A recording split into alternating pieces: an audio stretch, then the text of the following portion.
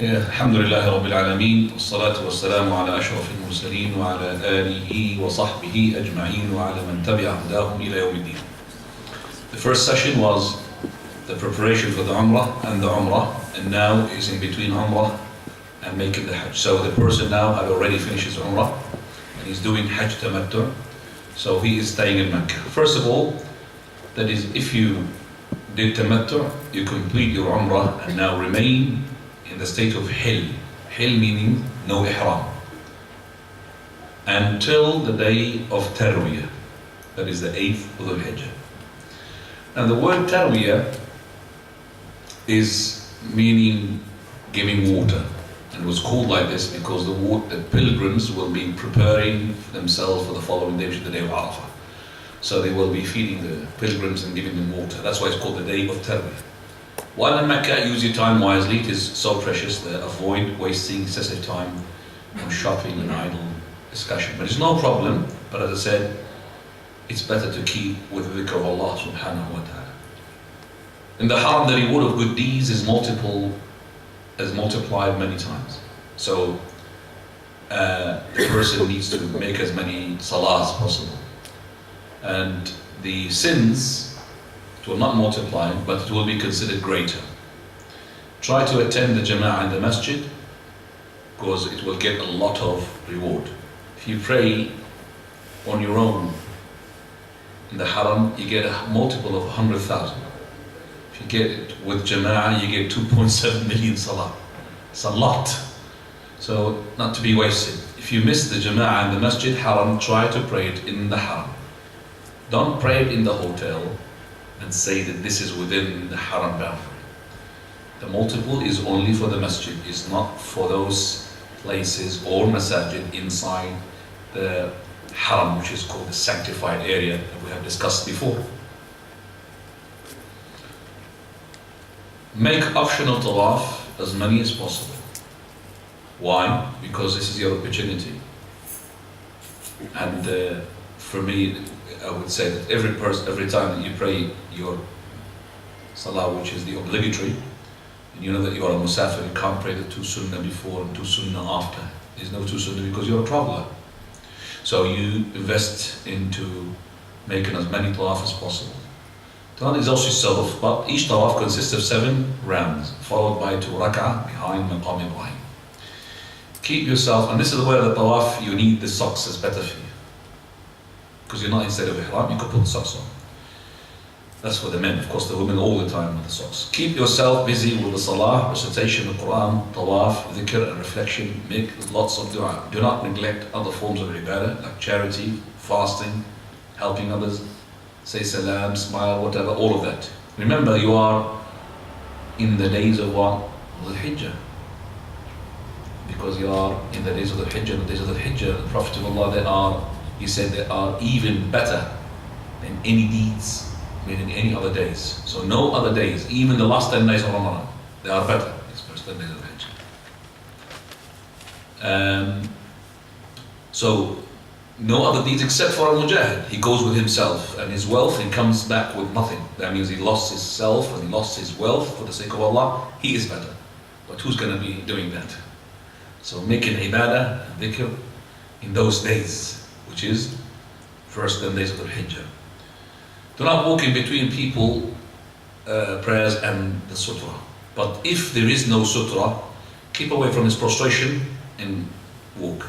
Like for example, we just have now in the masjid, unfortunately, people still pray with no sutra. And it's not allowed. And you'll be sinned for praying with no sutra. Even your prayer is accepted. You have to take a sutra. You have to pray close to the sutra, not far away. So this person was praying, let's say for example, you remember we had the first row just now, and he had the wall, his sutra, that's too far. But of course if you are behind the imam, you don't need the sutra. The sutra of the imam is sutra for the ones who are behind. But let's say that you have stayed in the first row after the jama'ah is finished and you pray your sunnah. That's not right. So if a person wants to pass, he could just keep away from your prostration spot and pass in front of you. So don't do that. So make sure that you have a sutra and you don't make anybody to pass in between you and the sutra. And believe me that if a person had passed in between you and your sutra, now half of your prayer is gone. And now that you know that half of your prayer is gone, you're almost getting nothing. Because the best of the people that would really, when they pray properly, how much they will get maximum? Half. So if that half is gone, you're going to strive for nothing. Because the Prophet ﷺ said, the person prays and only a tenth of his prayer will be accepted.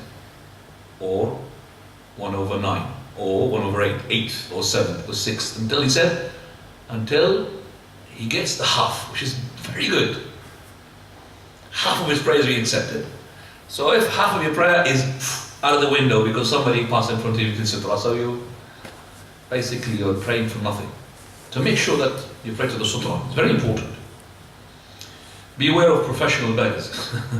And I'm saying this because I am experienced for this. I've just seen lots of them. And even they have shipped them from other countries for the sake of begging. They're not coming for Hajj. They're coming for begging. And even I've seen some of the ones who were in my coach, and they know because we are coming, because we have been residing in a special hotel, in a hotel which comes from a specific direction to the masjid. So they go to the other gates because they expect nobody from our coach to see them. And they start begging from the other side. Because the haram is, it's like a whole state, a whole country. Amazing. They go and beg, and they've got money. And also professionals, thieves. Imagine a person making Hajj to steal. That's his purpose. Salah in the Jama'ah. Now the haram is much bigger than this, but this is a picture and show me how many people here, mashallah. SubhanAllah. Right. Now, Al-Hijr, which people call it Hijr Ismail, which is wrong name. This is part of the Kaaba. So if you want to pray inside the Kaaba, you can pray inside. Praying inside the Kaaba, does not carry any multiples. It's the same as praying outside the Kaaba, as long as you're in the Masjid al-Haram. That's what you pray. But you need to know that you cannot make tawaf where you make a shortcut. You have to go around that. So it's very important. People think that you could really go through there and make tawaf, then your tawaf will not be accepted with that circuit. And you know the reason behind this. Tell us, Bilal, why you have this?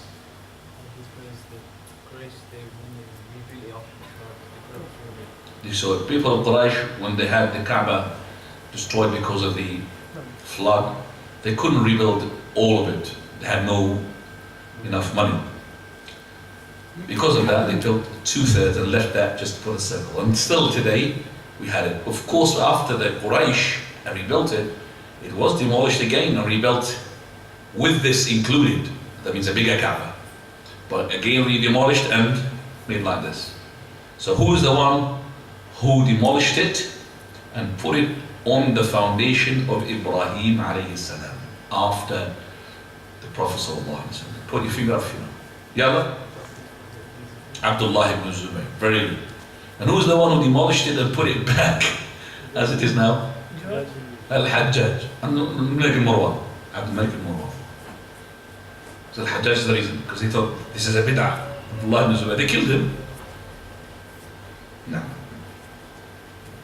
Performing multiple umrahs while staying in Mecca before or after Hajj. Some pilgrims decide to perform multiple umrah, sometimes on the same day. This practice has no basis in the Sunnah of the Prophet ﷺ, nor in the companions. Even the companions of the Prophet of Allah, when they came to Mecca, they had to travel for 4 days. Now you travel for 4 days, definitely you would grab that opportunity to make as many umrah as possible. True or not? You come in 5 hours, 6 hours, and you'll be in Mecca. They're 4 days. So how come those companions who came all the way from Medina,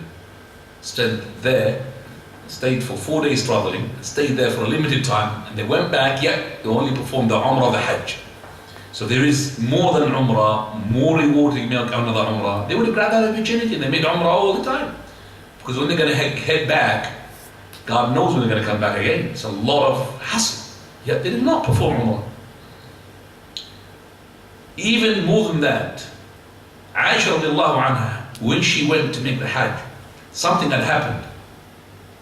In the place called Salif, not far away from Mecca, she had her menses on. So she was crying. She already had made the ihram. So the Prophet said, what's happening? Messenger of Allah, I'm on menses. No problem. Do everything that the Hajj does except for tawaf and prayer. Now the tawaf, the word tawaf, we say what Shaykh al-Albani used to say, tawaf includes around the Kaaba and between Safa and Marwa, because both of them are called tawaf. By the words of Allah and by the words of the Prophet Muhammad sallallahu alaihi wasallam in the hadith. وَأَمَّا طَوَافُكَ بَيْنَ الصَّفَا وَالْمَرْوَةِ, he said. Also Allah, إِنَّ الصَّفَا وَالْمَرْوَةَ مِنْ شَعَائِرِ اللَّهِ فَمَنْ حَجَّ الْبَيْتَ وَاعْتَمَرَ فَلَا جُنَاحَ عَلَيْهِ أَن يَطَوَّفَ بِهِ. It's tawaf. So both, Allah he said it and the Prophet said it, tawaf. So both, they cannot be approached by women. And there is no tawaf between Safa and Marwa without tawaf around the Kaaba. So you can't, for example, make a voluntary tawaf between Safa and Marwa. There is one voluntary tawaf between around the Kaaba, but not between Safa and Marwa. There is no such thing called voluntary. Do you understand me? So if you have seen somebody making Safa and Marwa with normal clothes, he doesn't know what he's doing. He has to be what? In ihram clothes. But if you see somebody making tawaf around the Kaaba with normal clothes, no problem, because it's voluntary. But between Safa and Marwa, can't be. He has to be what? In clothes of ihram. Aisha radiallahu anha, so she couldn't make the tawaf al-qudum because she was in her menses. So the people made the tawaf al-qudum and the Prophet of Allah made it to make the Hajj tamattu, and then on the day which is of Arafah, her menses stopped. Usually the days of the women between 6 and 7 days. So between Salaf and between the day that she had stopped her menses, it's about 6 to 7 days. So it was on the 2nd of the Hijjah, 3rd of the Hijjah, when she had her menses on. On the 9th, she cleansed herself, and she was on Arafah. She was doing the same thing. She could do an Arafah and everything, make tahleel. And then she made the Hajj. On the 9th, she was with them. She already said the Hajj talbiyah, but I'm saying she made as well the tawaf of al-ifadah. Now, after she had finished, and everybody's finished, she's crying. Why she's crying? Because everybody made what? Tawaf, Umrah, and Hajj. But she made what? Hajj. Hajj only. She did not make what? The Tawaf of the Umrah. That's why she was crying. She said, the people go back with Hajj and Umrah, and I go back with Hajj. That's why she was crying. And of course, the other wives of the Prophet of Allah, all of them they had as well. So it comes into it as well. And jealousy as well, that all of them they have. Tawaf, Hajj and Umrah, I go only Hajj. And the Prophet of Allah, because as well Aisha, remember that she's young and he loves her so much. And she's the most faqih, the most scholar, knowledgeable amongst the wives of the Prophet of Allah. Nobody's more knowledgeable than her. So he wanted to as well to make her, satisfied. So he said, Abdul Rahman, her brother, go and take her. Prophet of Allah, he could have taken her herself. But he's got other wives as well, plus he's got the ummah with him. Abdul Rahman, take her. Now Abdul Rahman himself, he could have grabbed that opportunity and said, well, she's making Umrah and I'm her brother, I'll make Umrah alone. Why should I just... So she's with him at the back. They've gone all the way to the Tan'im, which they call it now Masjid Aisha. There's no such thing as called Masjid Aisha. They made it because of that incident. It's called a Tan'im. So they went to the Tan'im. Why the Tan'im? Because it's one of the 5 places indicating the sanctified area of what? Of the Haram. So what are the other places? Abah, Libn. What other places as well? It's only Bilad, the other Bilad. Arafah. What else as well? So we said Tan'im, Abah, Libn, and Arafah. What else? Forgot already. Al-Hudaybiyah. Fifth place, An-Nakhla. Remember that palm tree? An-Nakhla. So those are the 5 places. So at Tan'im, she went to him and he did not make intention for Umrah. If there was good in it, if it was permissible, he would have what? Made Umrah. He did not do Umrah himself. So he took her, she made the Umrah. And that is why when Shaykh al-Albani was asked about this, can I make Umrah after making Umrah from the Tan'im? He said, yes, if you menstruate like Aisha. And then you could, that's his answer.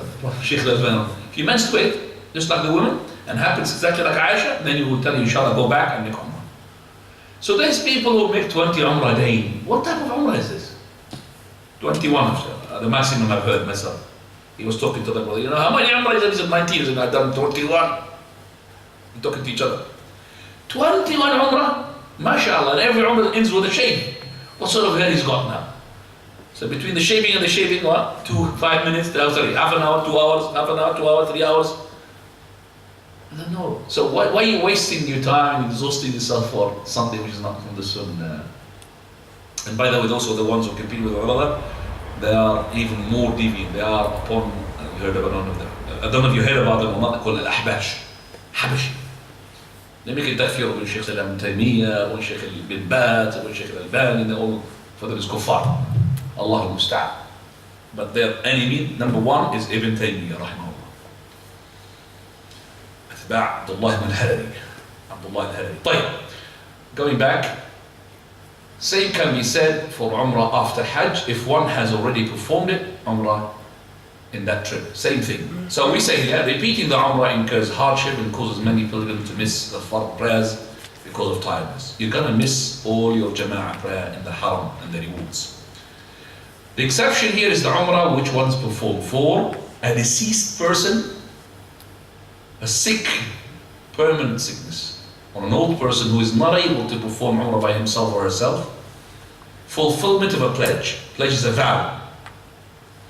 Okay, this is the only one. So somebody, not yourself, or somebody else.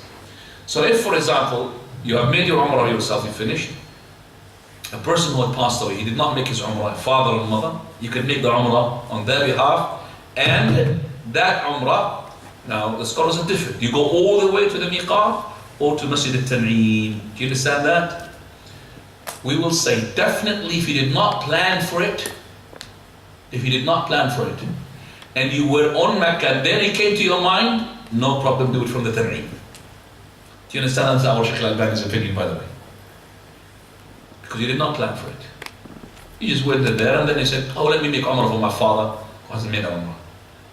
But if you plan for it, you have to make Umrah from where? Where you came from. Go to the place. Same thing with a sick and old person, sick for the fulfillment, the same thing for the fulfillment of a pledge, a vow. One of the best ibadah while in Mecca after completing the Umrah is tawaf. As I said, one can do as many tawaf as one wishes. Hajj, now step by step. Summary is Ihram, which is on the 8th day of the Hijjah. That's in Mina as well, you go to Mina. Then Arafah on the 9th, Muzdalifah on the 9th night, Mina on the 10th. And then you throw the Jamarat, that is the pebbles. The first one, Jamarat al-Aqaba al-Kubra. And then you do the Nahr, and you do the Halq, the shaving. And then the Mecca, you stay on the 10th of the Hijjah, you make the Tawaf, the Ifadah, and you make the Tawaf between Safa and Marwa. And Mina, you throw the 11th and the 12th, and the 13th if you wish as well. You throw the Jamarat again. Mecca, you stay the last day, and then Tawaf al-Wada'. Right. Now those are the places where you need to know about your Hajj and Umrah. Masjid al-Haram, Mina, Muzdalifah, and Arafah. Those are the places where your Hajj is. Okay? If you would like to come this side, can you see it through me? Otherwise you could from that side. I'm blocking you here.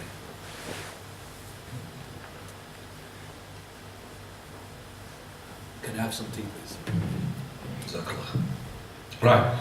This is Aziziyah, where some people are asking me, Hajj package including Aziziyah. Yesterday, actually, the last time the brother was asking me here, Hajj package including Aziziyah. Is that better like this? Is it better like this? No, maybe for those who are writing, it is not good for you. Are you sure? Hajj package including Azaziyah during the Hajj time, which is during, I'm talking about, during the 9th, the 10th, and the 11th. Is it good to have package of Azaziyah? No, it's not. The best package is to have your hotel in Mecca during those days. And they say to you, the Azaziyah is close to your Mina. You don't need that close to your Mina Azaziyah, because you're going to be in the camp looked after anyway. You don't need that Azaziyah. You've got everything there. So the thing that you need is that you have your hotel there to make your tawaf, which is a volunteer next to the camp all the time. But those packages, they tell you that in order to get more money from you and make profit. To rent a hotel in Azaziyah is even uncomparable to rent it in Mecca. So much different than money for them, the companies. So if you had a package where the whole of the time your stuff is going to be not moved all the time in that hotel, stay there with them. Yeah. Even if they pay extra bit. And if you have a very cheap package, it's because of that. The Azaziyah in the middle. Because they give them either the middle, the beginning, and the middle, and the end. So if you have the beginning and the middle and the end in Mecca, mashallah. Some of them, the beginning is different. Azaziyah in the middle and the end is different as well. You don't need that. Especially when you are going on the day of the 10th, when you're going from the Mina all the way to Mecca, you need to have a shower and everything. That's your hotel there next to the Kaaba. You'll be relaxed. Right, let's go ahead. This is Jamarat area. Now all the pictures I've got there are old. They're not really the new ones. I need to really update them. Mash'ar al-Haram, this is where it's mentioned in the ayah, where you make the supplication, but you can make supplication anywhere in Muzdalifah. Masjid Namira, which is the Khutbat Arafah. It will be delivered from there. It's not in the Sunnah, Masjid Namira, but this masjid is the masjid where part of it is in Arafah and part of it is not in Arafah. And the part of it which is not in Arafah is the one which is in the front rows. And as I said, Mount of Mercy here, there's no such thing of Mount of Mercy that exists in the textbook of Allah and the Sunnah of the Prophet. So if people think that there's a Mount of Mercy where Allah subhanahu wa ta'ala sent Adam on it when He created him, and people go on top of it and put their names on that concrete post, column, they engrave their names, I've seen them. That's not right. Okay, Masjid al-Haram, that's Jamarat area. Let's just talk about the distances here. These are the borders. Yep. And these are the distance, rough distances. Almost 3 miles from the Haram to the Jamarat, and almost 2 miles between the borders of Jamarat and the Muzdalifah, and then Muzdalifah to Mash'ar al-Haram 1.4 miles, and all Muzdalifah is 2.2 miles, and also from that Mash'ar al-Haram to the beginning of Arafah is about 4 miles, and you have as well to the Mount of Mercy 1.35 miles. But you need to know about the Mount of Mercy, the Sakharat, which is underneath the rocks. You could go there and make a dua, not on top of the mountain, underneath. It's called the Sakharat, the rocks. But you can make dua wherever you want. Right, these are tunnels as well for people. These are where you come to the tunnel from this, that's where it goes to the pedestrian tunnels. You will be, inshallah, shown there when you are there. Okay, the same thing that we talked about the Umrah, same thing for the Hajj. If you are coming from abroad, then you have to declare Hajj from those areas. Okay. And if you are within the miqat, then you declare it from your place. And if you are inside Haram of Mecca, in your residence in Mecca, you assume Ihram from your place as well, unlike Ihram from Umrah. Remember? So here, when on the 8th of the Hijjah, you don't go to Tan'im, you don't go to the Masjid Haram. From your own hotel, you say Labbaik Allahumma bihajjah. Okay? That's where you are. So you make the Hajj from your own place. You don't go to Tan'im, nor you go to the Masjid Haram. Okay. Now you do the same thing that you did in the Ihram of the Umrah, which is you stand up, facing the Qibla, and you say لبيك اللهم بحج. Here I am, wallah, intending Hajj. You continue the talbiyah until you throw the pebbles at Jamrat al-Aqaba al-Kubra. So all the time you keep saying, and remember the talbiyah, to say it is in a loud voice. That's the compulsory. It's compulsory to say it in a loud voice. It's not from the sitting, you know, unless you're tired. And you could talk, but make sure that you're all the time in the talbiyah. No problem to talk, to say things. We have to do that. So for example, if you want to go get into the bus or something, somebody talking to you, Labbaik Allah, my brother, can you just tell me you're going to go Labbaik Allah? No, I have to talk to him, no problem. So don't be exaggerating. Okay, so you need to do, but talbiyah is all the time, whenever you can, make talbiyah. It is recommended to add the following words straight after this, again. So whatever you said in the Umrah, you repeat it again. Allahumma hajjatan la riya fiha wa la sum'a. Allahumma mahilli haythu habastani. Oh Allah, I intend Umrah without showing off. No, not Umrah, it's supposed to be Hajj. I'm going to change that word, inshallah later on, Hajj. So let's take that. Oh Allah, I declare the state of Ihram wherever you restrain me. Okay.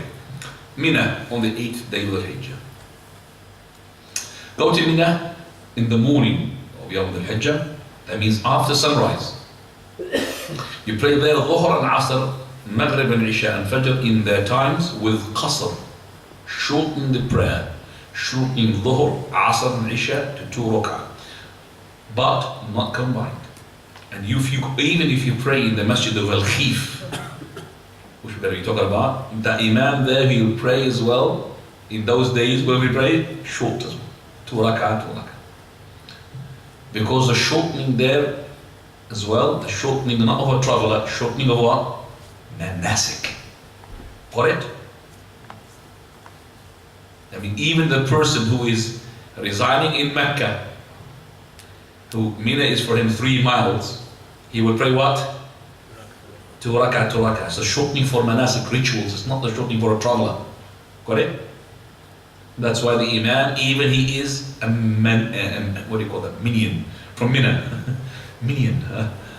Even there, he has to do the 2 rak'ah. Spending, and this is by the way, recently, before they used to do 4 rak'ah. Alhamdulillah, they began to 2 rak'ah. Spending the night in Mina is wajib, compulsory. Can't leave Mina and go to your hotel. Use your time to gather your thoughts and prepare for the next day, the day of Arafah. This is Masjid al-Khif.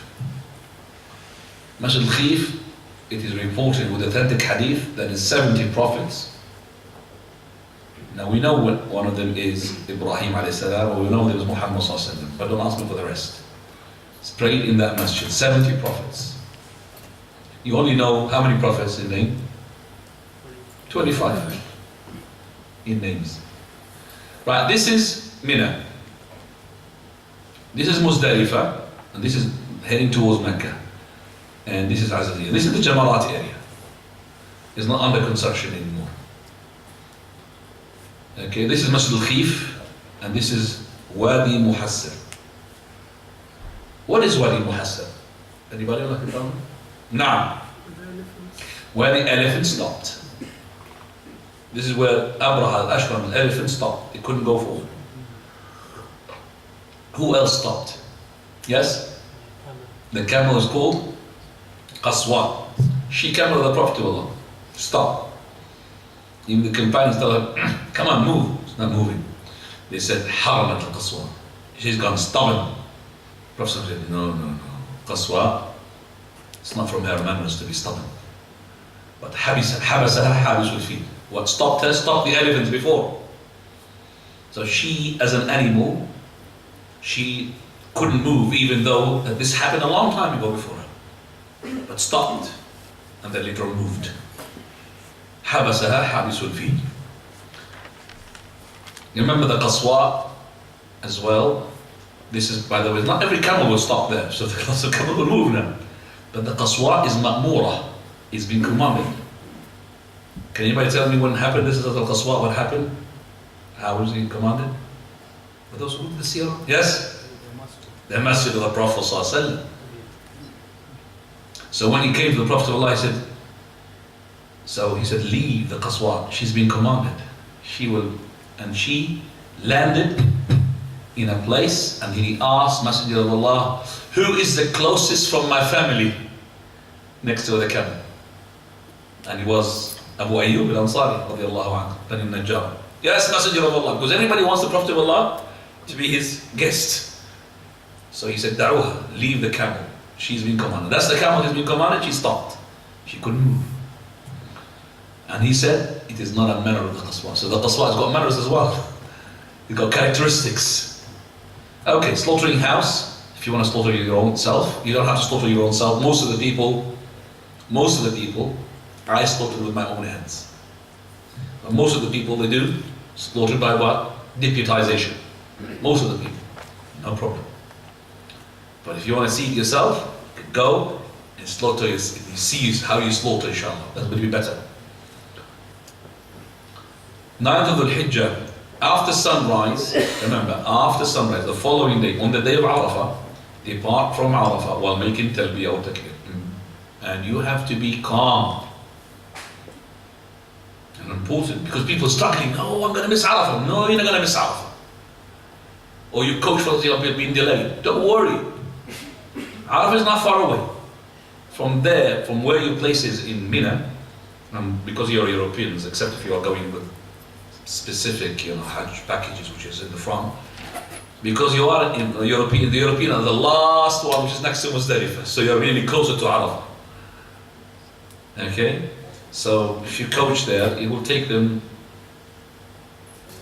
half an hour to arrive there. If it's clear road, it will take them 10 minutes, but this is a half an hour. Let's say an hour, let's say 2 hours, let's say 3 hours, let's say even 5 hours, let's say 7 hours, let's say 8 hours, still you are in Arafah. The day Arafah hasn't come. So don't panic. People panicking. Oh, don't panic. And they start, Arafah, I'm going to miss Arafah. No, brother, you're not going to miss Arafah. Inshallah, you'll be there. This is Arafah, 9th of Hijjah. Arrive at Arafah before Zawal if it's possible. Zawal means zenith or meridian. Zenith or zenith? Zenith, yeah? Yeah, zenith. Alright. Okay, excellence of the day of Arafah. This is what the day Allah boasts before His angels. About whom He boasts? About His slaves. These are the ones who are the offsprings of the one whom you said is going to shed blood and spread corruption. These are the ones, offsprings. And He will draw closer. And He's close all the time. But closeness which we don't know. He descends. And He will forgive for all of us. So we call it Yawm al-Itqi min al-Nira. This is the day where Allah frees the people from the hellfire. Day of Arafah, pray Dhuhr and Asr at Masjid Namira if possible. 2 rak'ah each combined at the time of Dhuhr after listening to the Imam's sermon. They will do it Imam combined. So the Khutbah al-Arafah is before Dhuhr and Asr. And this is Masjid Namira. It's a huge masjid that yet it's not really even, will not take even 1/20 of the pilgrims.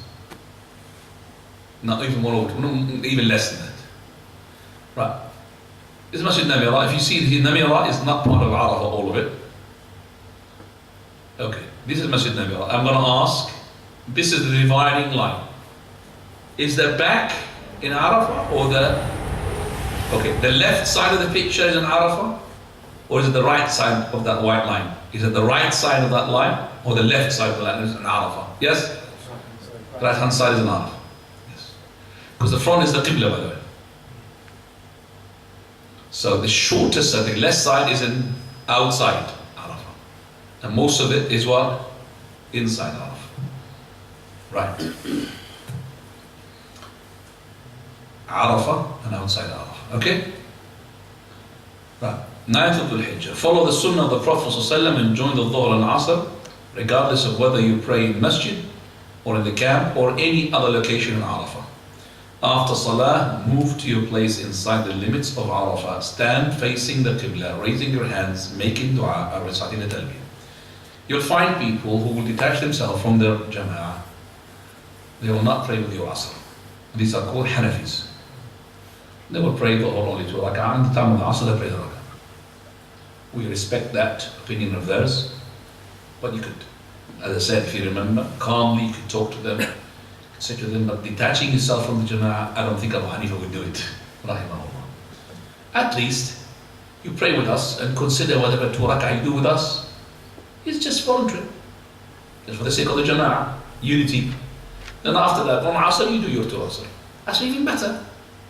So we appreciate what you believe, even when we believe it's not right, but we appreciate it.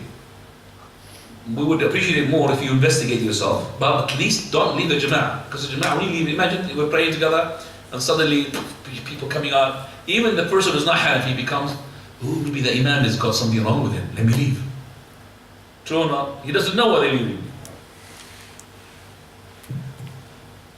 And this is where you go in a coach where you got lots of people mixing up. Okay. Now, in Arafah, you make the dua. The best of the dua is La ilaha illallah wahdahu la sharika lah, lahul mulku wa lahul hamd, wa huwa ala kulli shay'in qadir. There is no God except for Allah, having no partner. To Him belongs all sovereignty and praise, and He is over all things omnipotent. Okay, this is Arafah. This is Masjid Namira. This is where the Sakharat, Mount of Mercy underneath it. This is the way to Muzdalifah. This is Wadi Urana, the valley of Urana. Okay, now these are the routes to make you familiar with them. Now there's trains at the moment, mashallah, and the train is going. If you go by the train, it's very quick, very quick. And the train now, the new project is going to be to train all the way from Mecca to this site. They're going to be the best. When the sun has set, you leave Arafah to Muzdalifah, going with calmness and tranquility. Not just all pushing. Rather, whenever you find room, you go faster. Some of the people would go by the coach. Some of the people would be walking. We, ourselves, when we went from Arafah to Muzdalifah, we went by the coach. Some people would go walking. Now, if you know what to do, if you're doing, I would prefer for you to walk. If you are going by the coach, problem is these coaches, they will put you in cages. Some of these cages, you know, like chicken cages, even they're big, but they push lots of people in there that you don't have even an inch to sleep. So if you walk in, you could find the whole land for you to sleep. But if you go by coaches, you don't know, go by coaches, but expect lots of people to be there. So if you walk in, walk. Right, this is Arafah, this is to Muzdalifah. Make sure that you don't leave until after sunset. This is the important issue. Some people will go on their coach before sunset, even though the coach had left after sunset, because it's not going to be allowed to leave until sunset. Because you have jumped in the coach and you have made the intention to leave, you're already outside Arafah before sunset. You understand that? Even if you are physically inside. So make sure that your intention to leave Arafah after sunset, not before sunset, even though that you haven't left it physically. Don't leave it with your intention. Okay, these are the things that made the mistakes here. Fasting the day of Arafah. It's only for those who are not pilgrims to fast the day of Arafah. If you are there, don't fast the day of Arafah. It's not from the Sunnah. Leaving Arafah before sunset. Can't do that. Even if it is, according to Imam Malik, voiding the whole of your Hajj. Standing outside the limits of Arafah, it invalidates. Ascending the Mount of Mercy or facing it during dua, thinking that it has got some merits, that's not right. Wasting the time and sleeping or around food and idle talking, whatever. Some of the people even involve themselves in nasheed and chanting. It's not right.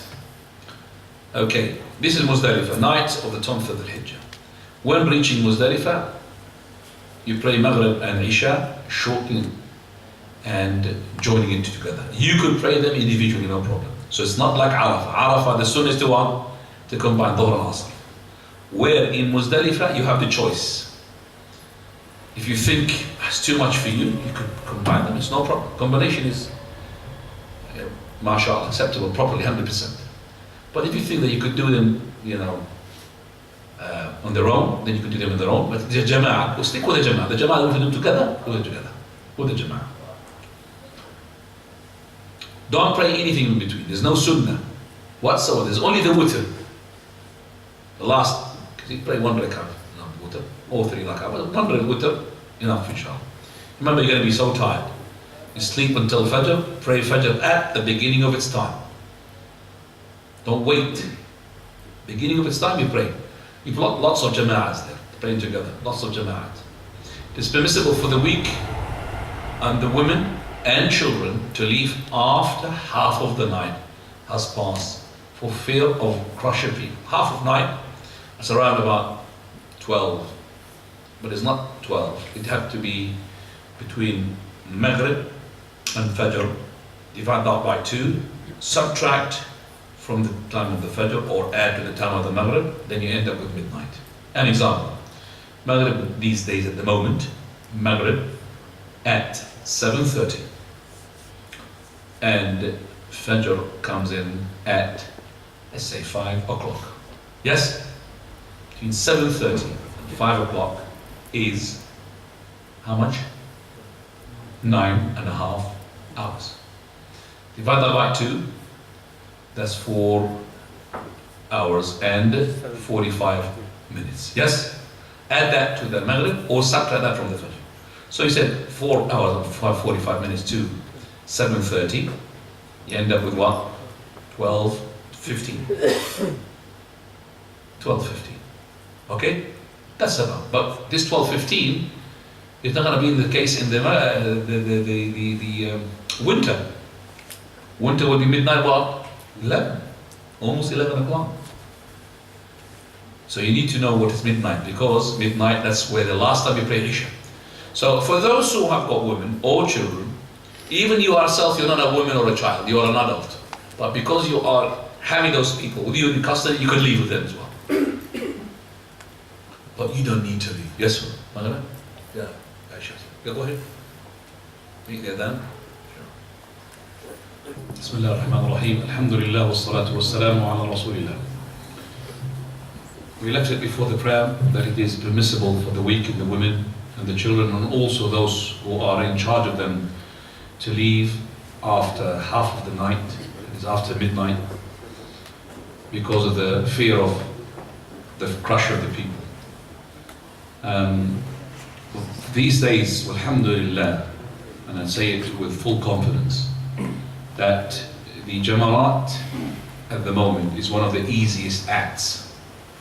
So I wouldn't really recommend any person, even the women, the children, to leave. They leave with the people after the Fajr. They don't leave after midnight. As I said before, there was a lot of fear regarding those who throw the Jamaat, but because of the huge project,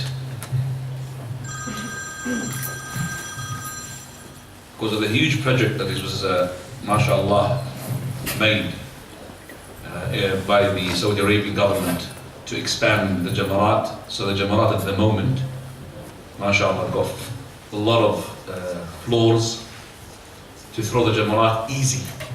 It's a very easy thing to do. And now the moment is actually even the Tawaf al-Ifada is easy, everything's easy because they made it, mashallah, so huge. So I would say that don't leave before the Fajr, but you have the option to do that. Muzdalifah, that is, if possible, you come to the Mash'ar Haram, but as I said, it's difficult to do that because you don't know what it is. And face the Qibla and then recite Takbir and Tahleel and make dua until the sky becomes very bright. But you can do that, and in no time you'll find yourself after the Fajr prayer that the sky is becoming very bright. So there's no time to go to the Mash'ar Haram. You leave the Mina as well, again calmly, like you left Arafah, with reciting your Talbiyah. When you come to the river of Muhassir, if you know what it is, most of the people would walk from their place in Muzdalifah and their place in Mina. Those who are like us, the Europeans, as I said, our camps are very close to Muzdalifah. So by the time you leave Muzdalifah, you are already in Mina, because you are at the end of Mina, which is close to Muzdalifah. So you only walk for about not more than 25, 30 minutes, 20 minutes, depending upon the week walk. And then after that you go to your camp and you stay there, you could sleep if you want. And then later on you could head towards the Jamarat at 10 o'clock. Remember that Fajr there is about 5. By the time you do your Salah and you leave, you'll reach about, I would say, 6:30, 7 maximum. You'll be in your camp, so you could stay, good sleep for 3 hours, 4 hours. Then you head towards the Jamarat.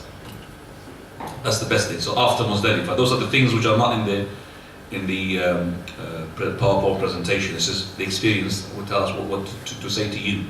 And as I said, if you are going in Hajj, go with somebody who is knowledgeable, and he has done Hajj before, and he will know to tell you what is the best to do. Okay, this is now Muzdalifah, and that is Mina. Our camps of the Europeans are here. So they are good for the ones who are in Muzdalifah, but it's not good for the ones who want to throw Jamarat, because you're very far from the Jamarat. Very far from the Jamarat. To walk from there to the Jamarat, that's more than an hour. But from your Muzdalifah up to the Mina, that's no time. 15 minutes if you're walking properly, 25 minutes if you are just walking with children and women or whatever. You'll be there in Muzdalifah, then that's Mina, there's your camps, straight away. Okay, that's to Arafah, that's where you came from, Arafah. Arafah is not there, is to Arafah, but this is Mina straight away. And this is the Mash'ar al-Haram, the one we said, the masjid, which is the Mash'ar al-Haram, if you want to come there, if you want. There it is. Right, Wadi Muhassir, this is the one that we said, you walk it fast.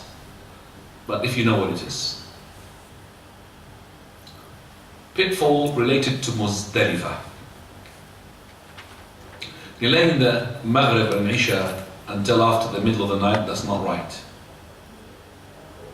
Okay, because praying Isha after midnight, that's taking it outside its time. It's not allowed. So, if you haven't really arrived in Muzdalifah yet, do the Maghrib and Isha anywhere. So if you've left Arafah and you still haven't arrived in Muzdalifah, most important thing that you can't delay Maghrib and Isha more than the midnight. And I'm telling you, there are some people did not arrive to Muzdalifah if they're taking the coach. Some of the coaches, even those people who are, some of even the dua were supposed to be looked after, they did not arrive in Muzdalifah until 4 o'clock, just before Fajr. And I know some of them. Some of them, they couldn't enter Muzdalifah, they stopped them, the police. So they had to take on their foot, leave their car, whatever the vehicle, and walk just to be in Muzdalifah at least for a couple of minutes there. So I would say, that's why I say, if you go to take a vehicle, that's what happens sometimes. Most likely you arrive, 11 o'clock, 10 o'clock. It takes about 4 hours, 3 hours. Even though walking does not take that more than 45 minutes, 40 minutes, if you walk it. Spending the night outside the limits of Muzdalifah is not right, because you're violating a wajib. That's compulsory. Thinking that the pebbles have to be collected from Muzdalifah, that's not right. That's why I didn't put there, collect your pebbles. You can collect if you want the sunnah, the pebbles to be collected while you're going to where? To Jamarat. In Mina. Collecting the pebbles in Mina. But you can collect them anywhere. You think it's Muzdalifah? No. People collect them and even wash them, or even wash them with Zamzam water. It's not right. Leaving Muzdalifah before the Fajr, for the fear of the crowd, is only for the women and the children, as we said. And those who are looking after them. Staying in Muzdalifah until after sunrise, that's not right. You to move before sunrise. Now this is the day of the Hajj al-Akbar, we call it. The following day, the 10th of the Hijjah. This is the day of everything that takes place. You arrive in Mina, the morning of the 10th of the Hijjah, roughly about 7 o'clock you'll be in your camp. I would say to you, take a rest, don't go all the way to the Jamarat, rest and relax, because the night that you slept in Muzdalifah was not a comfortable night. So you would stay there in the camp. Don't worry, have a whole day. So I would say roughly you leave about 11 o'clock. You'll arrive there by Dhuhr time. You could throw the Jamarat after sunrise, no problem. I'm just saying to you that to relax in the camp and sleep, have a relaxation. This is the busiest day of the Hajj, you will be doing the following. Stowing Jamrat al-Aqaba al-Kubra. Al-Aqaba is the last Jamrat, because there are 3 Jamrat, is the last one. And between each Jamrat and Jamrat, not that much. It's about 30 seconds, 1 minute walk. Sacrifice an animal, and it's already been deputized, so you don't have to worry about that, unless you want to do it yourself. You've got not just the day of the Hajj, the 10th, the day of Nahar, you could take the following day, and another day, and another day, the 4 days of slaughtering. Shave or trim your hair, Tawaf al-Ifada on that day, and Sa'i. And this is recommended if done during the, if you've done it during Umrah, it is not compulsory. If you've done it during the Umrah, that's not compulsory. This is the opinion of Shaykh al-Islam Taymiyyah, and this is the latest opinion of our Shaykh al-Albani rahmatullah before he died. The sunnah is to perform the above in the mentioned order, but no harm to do them in any order. Any order. Whether even you put the sa'i before the tawaf. You can even do the sa'i before tawaf, but not in tawaf al-qudum in umrah. You can't make sa'i before tawaf in umrah. You could do it what? In tawaf al-ifada. Why? Because the Prophet of Allah, he wants to make it easy for them, people. This is the hadith, the sequence of manasik on the day of the 10th of Hajj, which is, that is, all the person who came, I did this before this, no harm. I did this before this, no harm. I did this before this, no harm. Right. The wisdom behind throwing the jamrat is to follow the sunnah of the Prophet ﷺ, which is the sunnah of Ibrahim. Now the jamrat is, yes, Ibrahim a.s., the shaitan came to Iblis on those 3 places. But what we are doing now, we are following the sunnah of the Prophet of Allah, who is following the sunnah of Ibrahim. We're not throwing Iblis anymore. We're throwing, okay, because we are following the sunnah. It's exactly when we did the ramen. You remember the ramen? We're not doing it because we're scared of the people of Quraysh there. Remember making the ramen, the brisk walk? Why are we making the brisk walk? Is there Quraysh there? Remember the tawaf between Sa'a, Safi and Marwa? And we're doing it because the sunnah of Hajj. That's it. So we're doing the same thing because of the Prophet. There's no shaitan there. Don't you ever think there's a shaitan there that you're hitting him. Stone the Jamarat al-Aqaba only on this day with 7 small pebbles, slightly bigger than the chickpeas. That's the ones that collected there. Don't be fussy about the size. Okay? There's no such thing that you have to carry a measurement things that you could really pass it through like a ring. Oh yes, pass it, that means like it. So there's pass in. Don't bother it's like this. And you could plenty of them while you're walking. Don't worry. If you didn't collect them in the camp, even when you are walking from your camp, that takes about an hour, as I said. Good hour. On the way you'll find plenty of stones. The ones who are in trouble, the ones who are being deputized by throwing stones on behalf of others. Those are the ones who are in trouble. That means other people are saying, I'm an old man, please give. So instead of throwing 7, you'll end up throwing 70. For example, for 10 people. Those are the ones. Deputization in throwing is only for those who are physically incapable of going to throw. Don't do it for anybody. Stand facing the Jamrah, making Mecca on your left and Mina on your right. This is the Jamrah where you have to make sure that you are facing the Jamrah, just like these people facing them. The left will be Mecca. The right will be Mina, because you're coming from Mina. So you're facing the Jamrah like this. You're not facing the Qibla, you're facing the Jamrah. You're throwing it from one side. Say Takbir, Allahu Akbar once while throwing each stone. Once, Allahu Akbar, throw stone. Allahu Akbar, throw stone. Allahu Akbar, throw stone. The stones has to fall into the circle, otherwise repeat it. It has to fall into the circle. It's not to hit the middle thing. That middle thing is actually made it easy for us so that that stone falls into that circle. Alhamdulillah. Otherwise, and also it is for safety because of people throwing at each other on the side, both sides. So that one is to prevent that, and also people think they have to hit that column in the middle. No, you don't have to. You don't have to. So if you are really there and you could really throw it, you throw it inside the hole rather to throw it where? On the wall. It is not a condition nor it is sunnah to intentionally hit the middle post. You may throw with thrown used stone. So if somebody had threw a stone and bounce from the post onto you, don't say, oh, it's being used, I can't use it again. No, use it and throw it, shout all this stuff. You cease reciting talbiyah after throwing the last stone. That means no talbiyah. Already you have ceased from the first stone, because you are busy with Allahu Akbar, Allahu Akbar. That means with the last stone, there's no talbiyah. You cannot perform the stoning until after. So here says here, you can't stone before sunrise. Unless those people follow scholars, they say that no problem to flow, which is Sheikh Ibn Baz's opinion.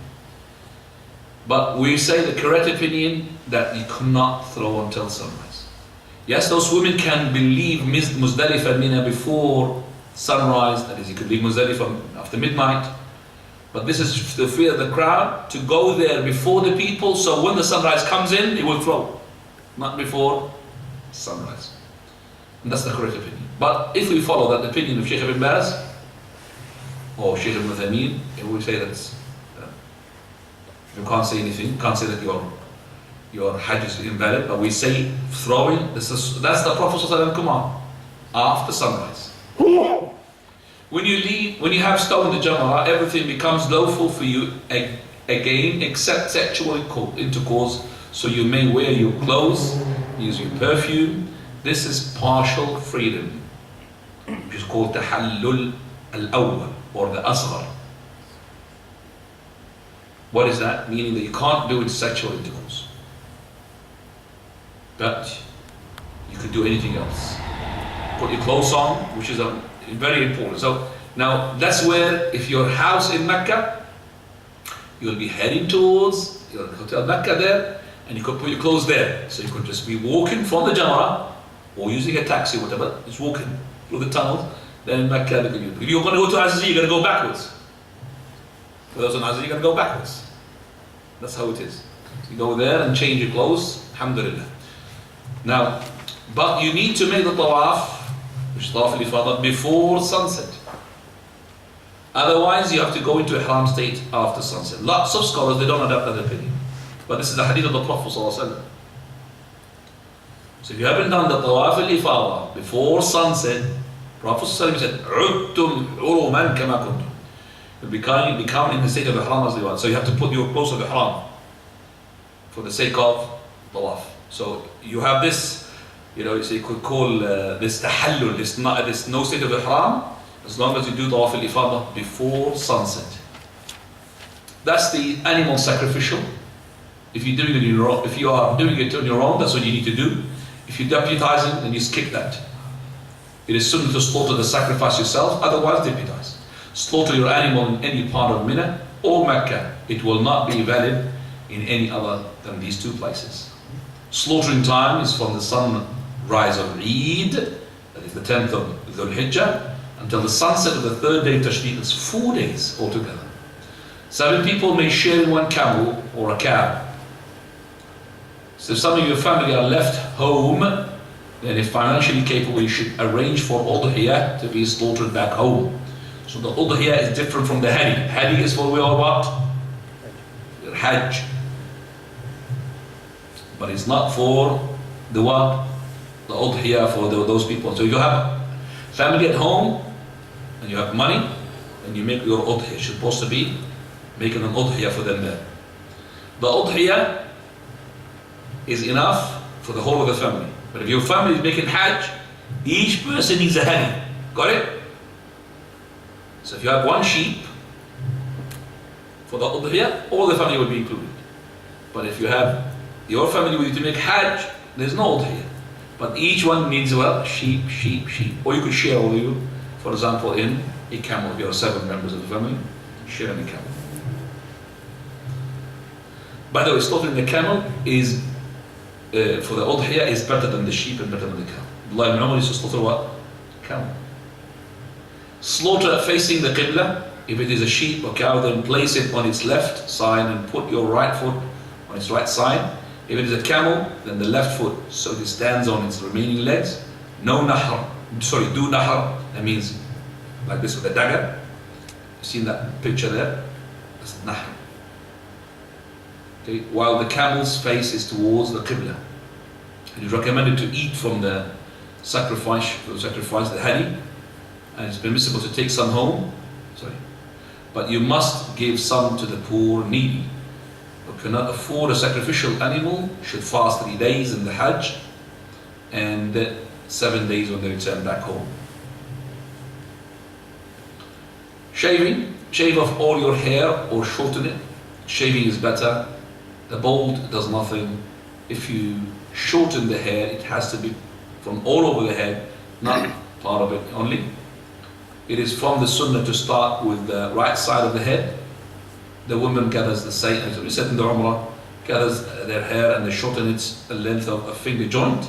No harm if someone, male or female, who was still in the state of ihram, to shave others or shave himself. Now, Tawaf al-Ifadah, then go to Mecca and make Tawaf al-Ifadah in the same way as you have done Tawaf al-Arrival, except that there is no uncovering of the right shoulder, which is called Diba', and no brisk walk, the normal way. As before, pray 2 rak'ah behind Maqam Ibrahim if possible, or anywhere in the masjid.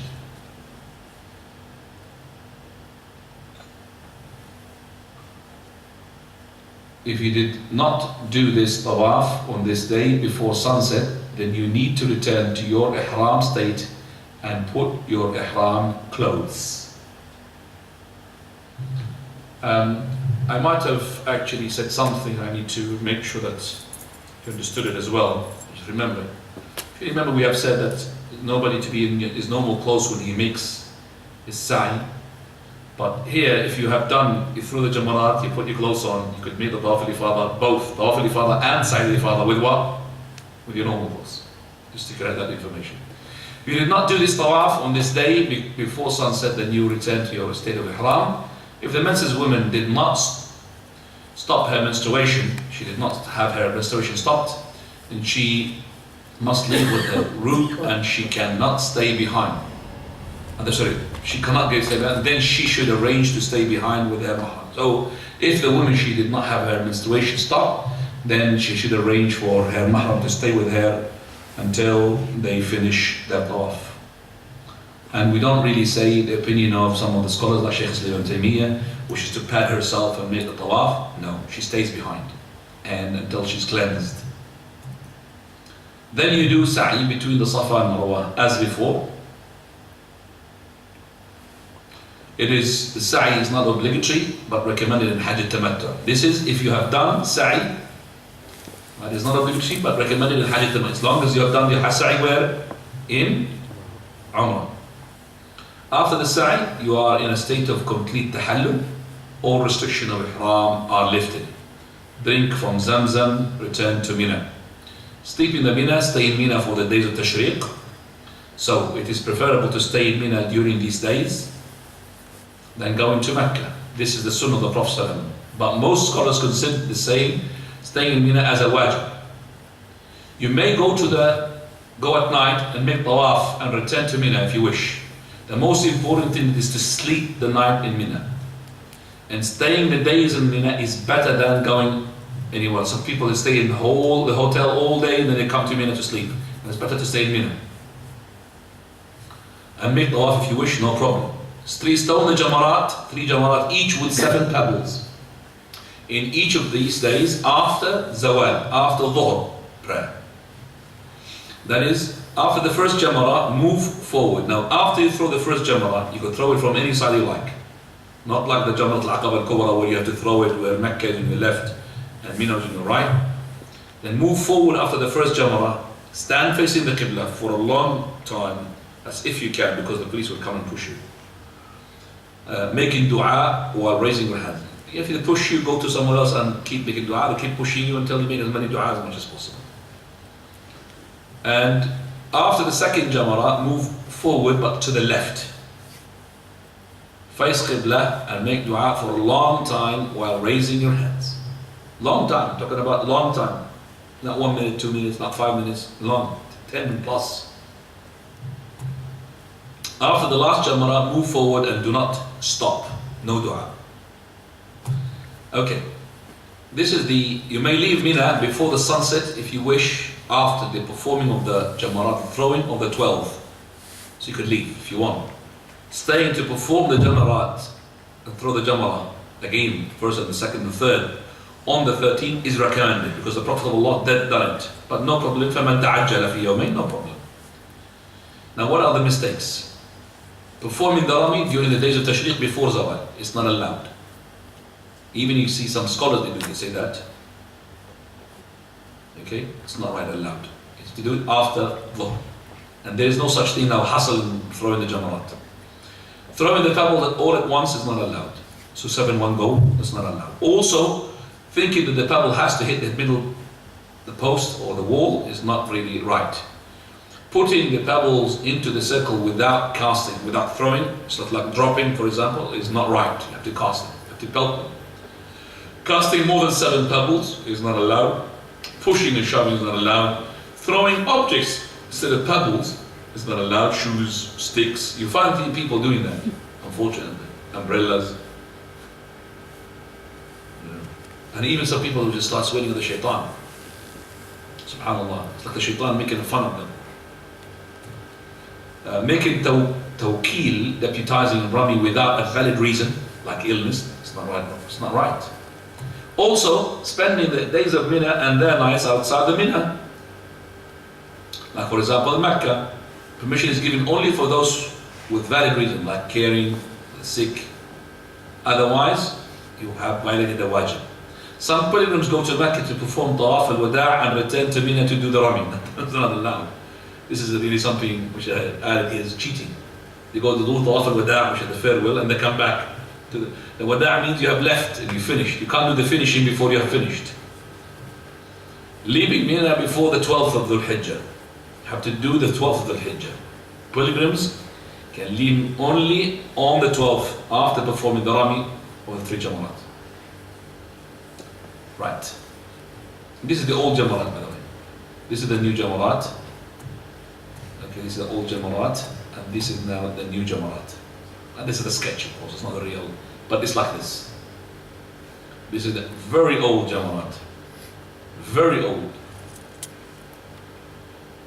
Okay. Flood in Mina. This is the sign you're going to see, which indicates the beginning of Mina, end of the Mina, beginning of Muzdalifah, end of Muzdalifah. Those are the signs. Mecca, the last day. So the last day that the Prophet ﷺ said, none of you should depart until he makes his last act, which is tawaf of the house. It is only applicable to Hajj, not to Umrah. Because you can find some scholars, they say, even respectable scholars, Shaykh Ibn Uthaymeen, that you have tawaf al-wada' for Umrah. There is no sunnah being recorded from the Prophet or the companion. They used to do tawaf al-wada' after the Umrah. But they have used the hadith, which is this hadith. None of you should depart until he makes the last act of tawaf of the house. Farewell tawaf is obligatory to everyone except for menstruating women. She doesn't have to wait for it. She can leave without making tawaf al-wada'. And people living in Mecca can't do it because there's no wada'. How can they make farewell when they're going to stay in Mecca? If the menses of a woman stopped before she had left, then she may do farewell tawaf. But she doesn't have to do it. When you finish the tawaf, you leave the masjid walking normally, not backwards. I'm saying this because some people you'll say goodbye by going backward from the Kaaba. The Prophet ﷺ used to carry Zamzam water with him in water skins and containers, and used to pour it upon the sick and give it to them to drink. So no problem to take water, Zamzam water with you back home. So this is the summarization. First day, which is ihram. First thing, assume ihram from miqat on your residence, or your residence if you are inside miqat boundaries. Clean yourself and take a shower, perfume on body, pull onto ihram garments and slippers and sandals. Pray first by prayer, 2 rak'ah. Miqat is in Dhul Hulayfa, TH Dhul Hulayfa. Start your Hajj saying Labbaik Allahumma bi Hajj and recite the Talbiyah. Go to Mina on the 8th of the Hijjah. That's the Miqat. Now the second, go to Mina on the 8th, arrive in Mina in the morning. That's if you can. Doesn't matter if you're out in the afternoon. Spend the day and the night there. Pray Dhuhr, Asr, Maghrib, Isha, Fajr in their times with Qasr. No combination. Leave Mina for Arafah on the 9th. This is Arafah. Because remember, Muzdalifah is in the middle between Mina and Arafah. On Arafah, arrive there ideally before or around the Dhuhr. Pray Dhuhr and Asr combined with Qasr early in the time of Dhuhr. Spend the day in supplication, remembrance of Allah. Leave Arafah for Muzdalifah after sunset. This is from after sunset to Muzdalifah. Arrive in Muzdalifah at Maghrib or Isha, according to when you arrive. Pray Maghrib and Isha combined with Qasr. If you can, if you want to pray them individually, no problem. Sleep the night until Fajr. Pray Fajr early in its time, then make dhikr. Leave Muzdalifah for Mina shortly before sunrise. If you are women or children, you may leave after midnight. Okay, here you go to Mina, which is arrive in Mina in the morning. Go to Jamal al-Aqaba and stone it with 7 pebbles. It doesn't matter what time, as long as it's after sunrise. First tahallul. So I should say go to Jamal al-Aqaba and stone it after sunrise. Alright, and then correct that inshallah. First tahallul, take off ihram, towels, all restriction lifted except for sexual intercourse. Take a shower and put on normal clothes. Slaughter your animal, shave it, trim of your hair. Go back to Mecca for Tawaf al-Ifadah. That is Tawaf al-Ifadah. Proceed to Masjid al-Haram. Do Tawaf al-Ifadah before sunset. It's a pillar, by the way. Do Sa'i if you didn't do it in Umrah. Full tahallul, all restriction are lifted. Go back to Mina. In Mina, you spend the days of Tashriq and their nights in Mina. Stone the 3 Jamarat every day between Dhuhr and Maghrib. You may leave on the 12th after stoning and before sunset if you wish. Okay, last day, which is Mecca, perform Tawaf al-Wada', make it the last thing that you do in Mecca, and then back home. That's the whole Hajj package. Right, pillars of the Hajj, as we said, they are Ihram, standing in Arafah, Tawaf al-Ifadah, spend the night in Muzdalifah, and by the way, spending the night at Muzdalifah is pillar, and also praying Fajr in Muzdalifah is a pillar, except for those who are women and children and those who are looking after them. You could go after midnight. And your first sa'i is sufficient for both types of Hajj, Qiran or Tamattu'. Okay, and then if you don't do it, your Hajj will be invalid, will be destroyed. Okay, obligation of Hajj are Ihram from the Miqat, stand in Arafah until after sunrise.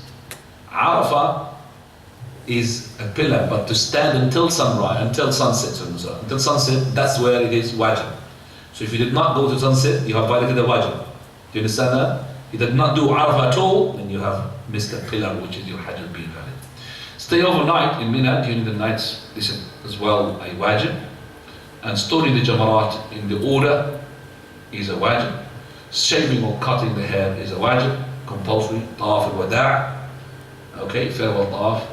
Right, so those are the ones. If you don't do them, you'll be violating a wajib, but then your Hajj still stands, and there is no such thing that we got blood to do it, because some of the scholars would say to do blood, which is like to sacrifice. Now, as I said, that was 9:30, especially in the Medina and Munawwara, which is not part of the Hajj. I could do it, but I don't have to. So it depends on you. Have any questions before we go ahead? Further, Uncle. Further. The first one is to do with the reward that one that would be good at various rituals that you know, from traveling from here to Makkah. Who said that hadith, Uncle? Do you remember? You want me to do the hadith again? Yes. Right, the hadith. And I remember last year you asked me the same question, Uncle. Here, inshallah.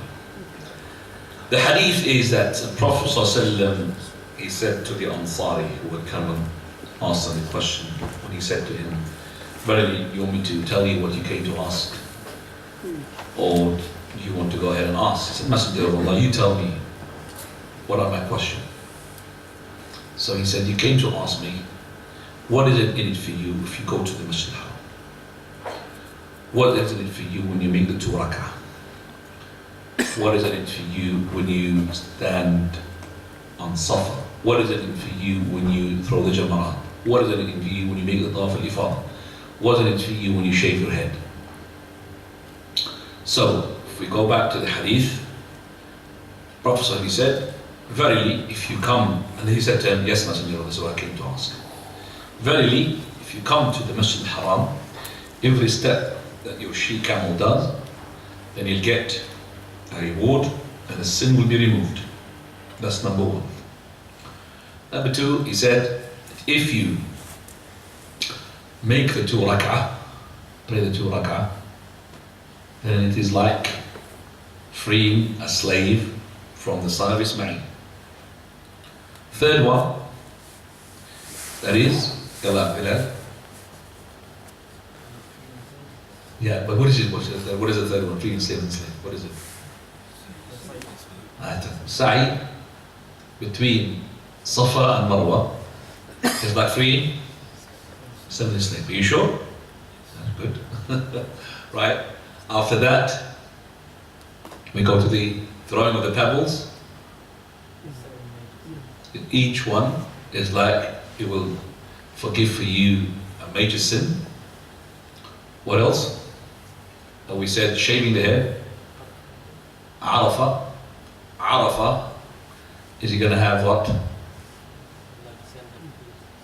Sins being forgiven, even if they are to be as many as the particles of the sand or the drops of the rain. But the shaving of the head, as for the slaughtering of the animal, this will be saved for you in the Lord. And the shaving of the head, each hair, it will be removing a sin. Companion asked Messenger of Allah, what about my sins are less than my hair? He said, you'll get a reward for the rest. And then, Tawaf al-Wada', Tawaf al-Ifadah, there will be an angel coming and putting his hands between your shoulder, and he would say to you, this is now start from the reset the meter, from the beginning. اعمل فيما استقبلت, for all your sins have been forgiven for you. It's like a newborn child. Now, yes, okay. Second one is, I don't know what I heard it properly, but for people who are not able to do Hajj, you mentioned it because they La ilaha illallah Muhammad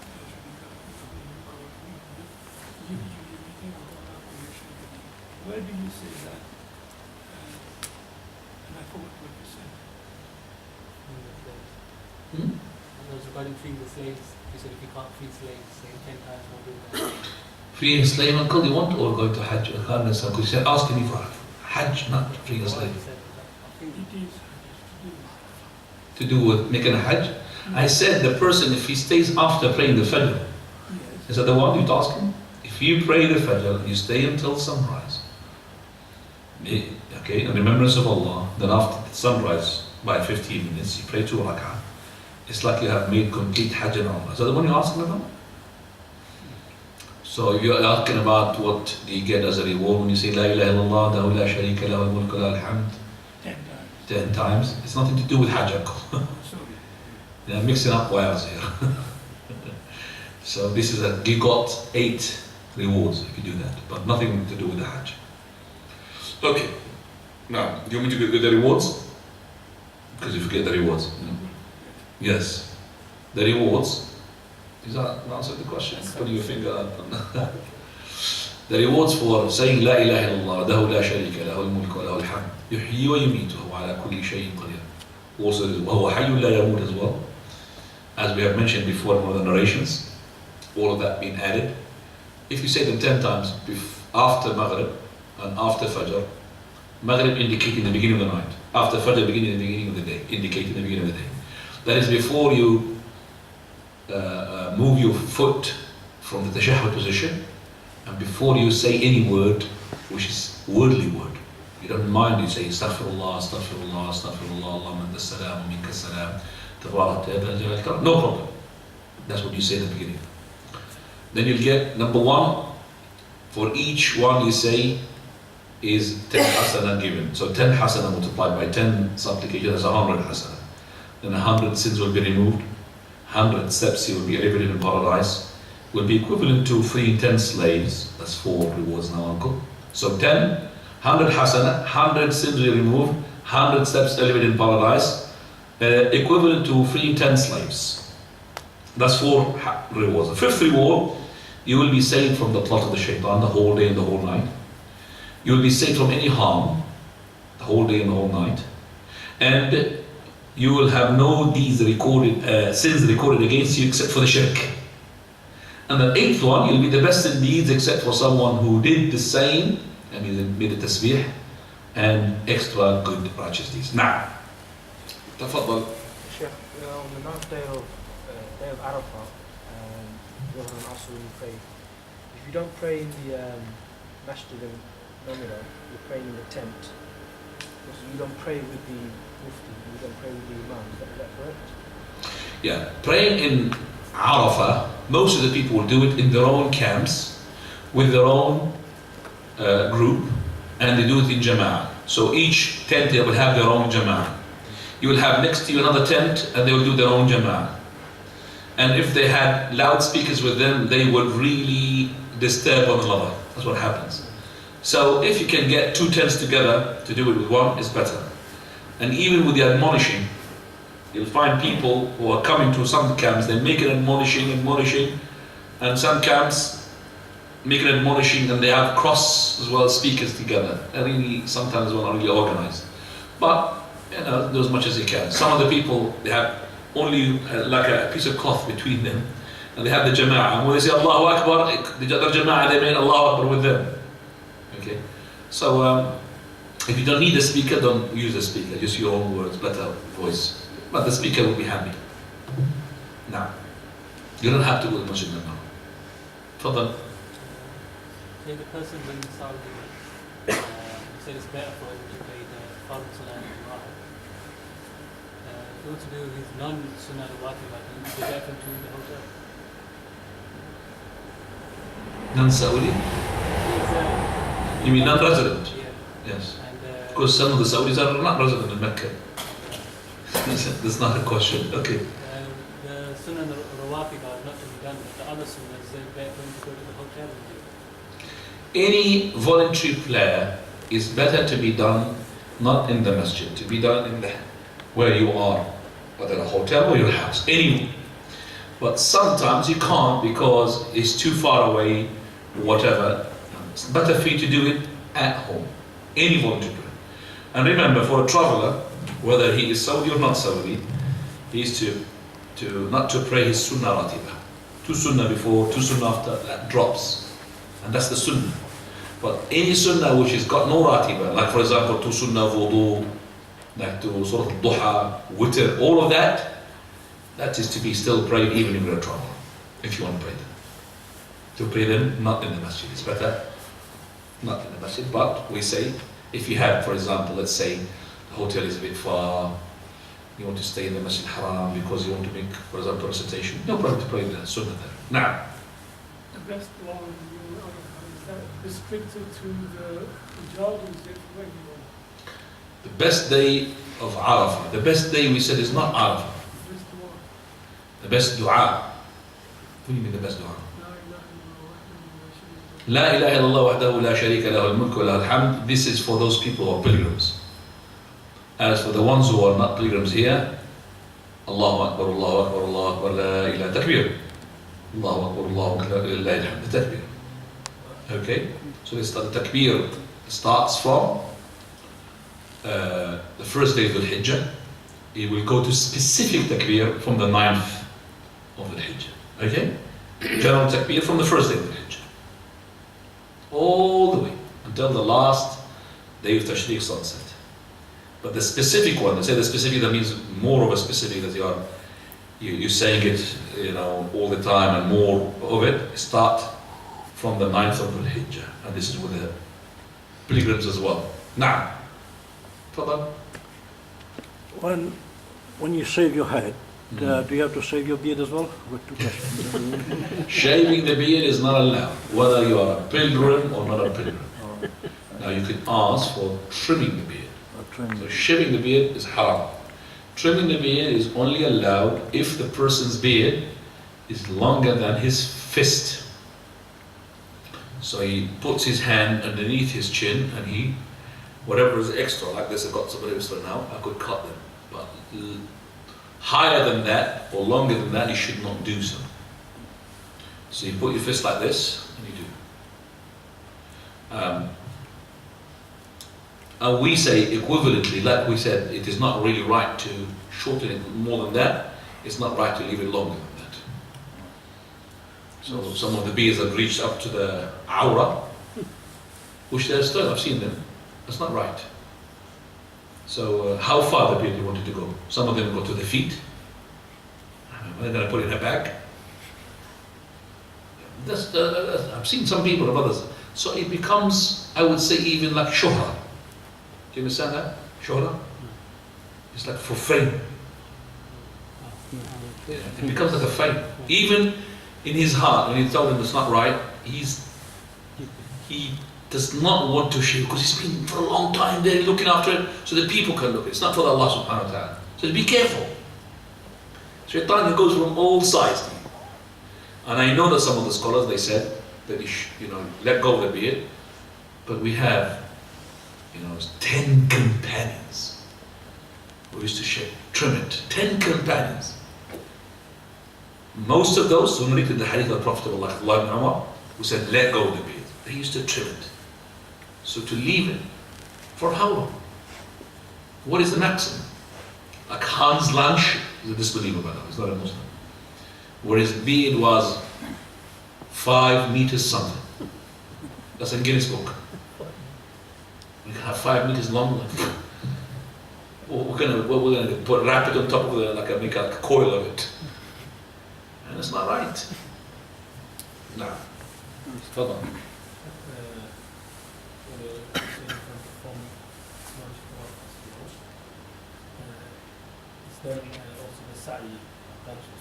No sa'i attached to the voluntary tawaf. No sa'i whatsoever. There is no such thing called voluntary sa'i. That's the word I should say. No voluntary sa'i, but you could make the sa'i with no ihram clothes because of that day when you finish the Hajj. But no voluntary sa'i. Now, if you finished your Hajj rites and you're going to go to Medina, but no, you're going to come back to Makkah, should you do tawaf wida when you're going to Medina? if you're gonna go and leave Mecca by finishing, you make tawaf al-wada. Even though you left to a place, then you're gonna go back to Mecca.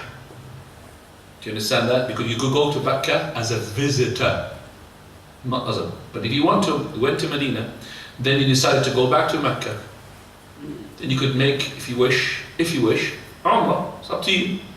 But there is no farewell tawaf for Umrah. Got it? Farewell is for what? Hajj. Not for Umrah. That's why. So if you are following a scholar who say that tawaf al-wada' for Umrah, then you need another tawaf al-wada' after that visit of the Medina.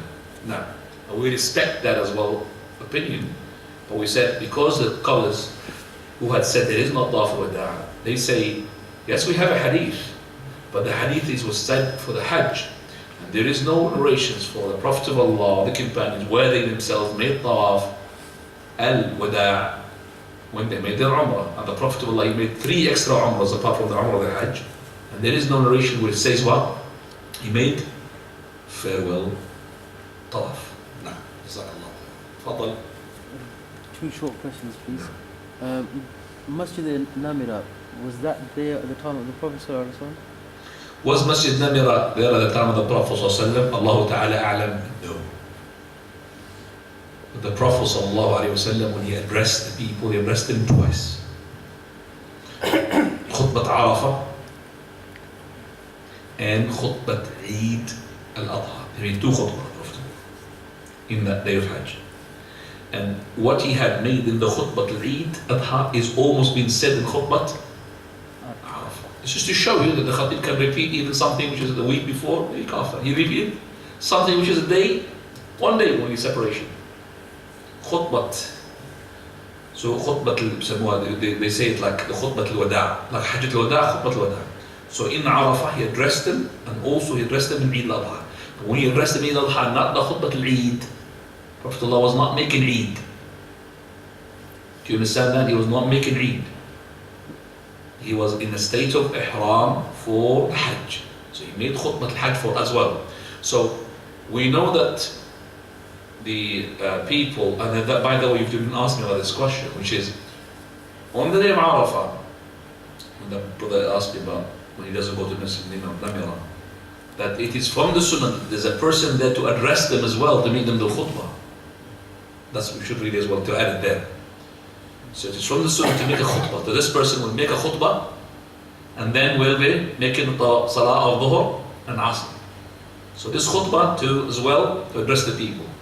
But there is another khutbah which some of the people they don't know about, or they haven't made it until now. Haven't seen anybody, which is on the Eid.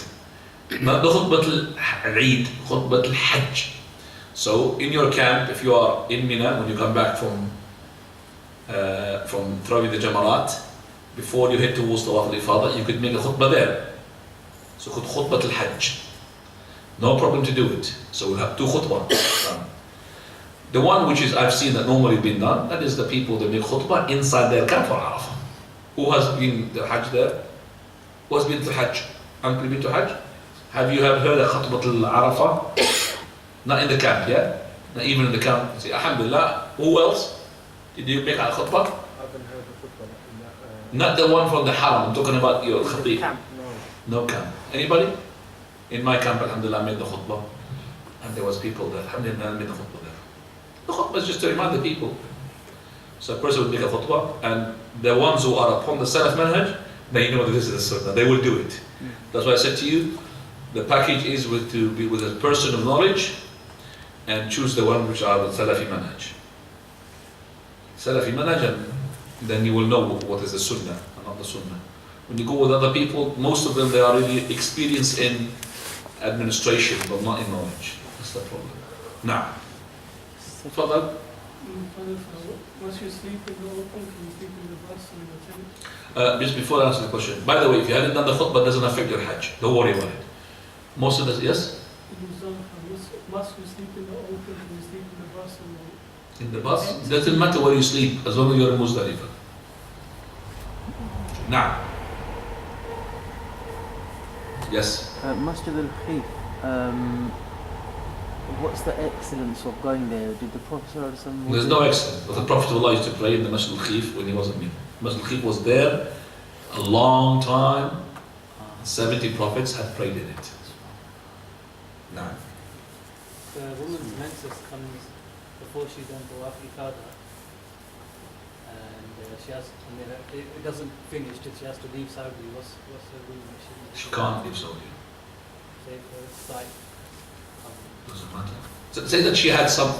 You see, if somebody tells you that, if somebody said to you, if the woman, she has to leave on her flight, say that that woman, she was struck with an illness which she can't leave. Let's say, for example, she had a sudden cancer or a sudden major thing that you can't leave because of medical things. Would she leave or would she stay? Let's say, I'll tell you what, she had an accident with a car, broken bones. She can't go until they do her operation. Would she leave? No. So she would stay, would she? And her mahram would stay with her as well, isn't it? We treat that the same thing. So she can't leave. As for those who say that she can't go there, she goes there and she has to stay in her state of ihram, and she can't touch her husband. Even some of those, even after a year, she comes the following year. Oh, she stayed in ihram for the full year. She stays another 5-6 days, there's no problem. So there is no necessity for her to leave. There is a need for her to leave, but not necessity. It's a necessity for her to stay. So her companion can leave her, but her mahram stays with her. But because of his dunya, his job is gonna, no brother, you have to stay. You could go yourself and come back to pick her up. She doesn't need a mahram to stay there. Her mahram is needed for what? For the journey. You understand that? She doesn't need a mahram while she is doing it. That's what the brothers need to know, by the way. If I, for example, want to, let's say, for example, I have a daughter, she wants to work in such and such place, which is at traveling distance.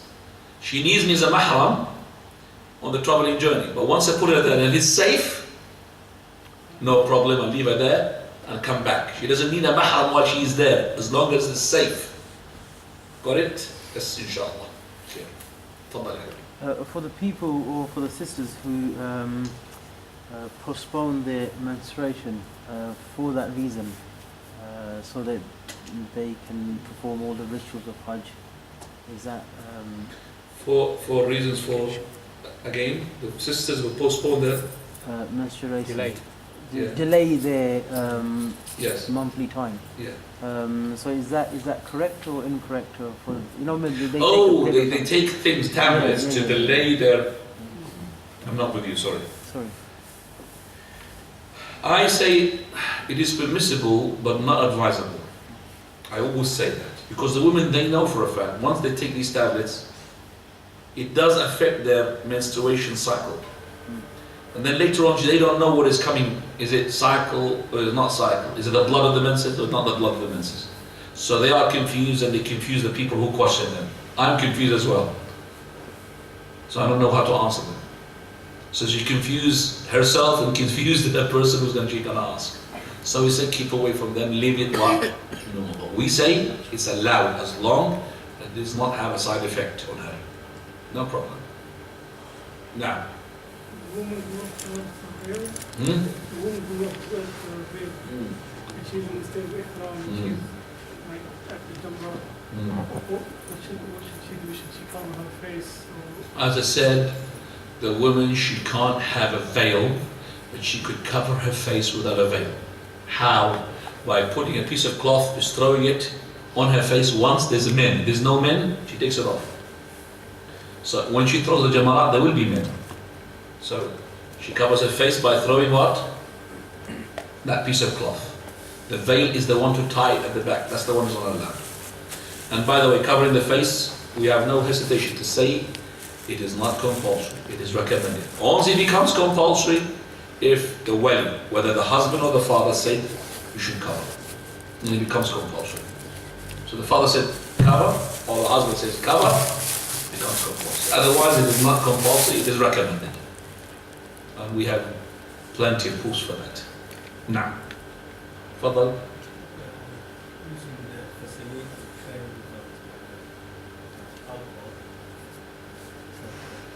Without alcohol? Yeah. With alcohol? Yes. Yes, might be the Vaseline, yes. You could use the Vaseline anytime, while you are in Ihram, before Ihram. But the Vaseline, I put it before Ihram because, you know, it's not because it's not allowed after Ihram. This is a good point to really refer to it. But I said the Vaseline is important because when you walk there with the heat, you might have, you know, skin sort of friction. And it's going to stop you and, you know, not really do what you want to do. So for me, as an experienced person for this, I would say to you, I live in these hot countries as well. When you have sweat, especially if you are as well overweight, then you need that, inshallah. Okay.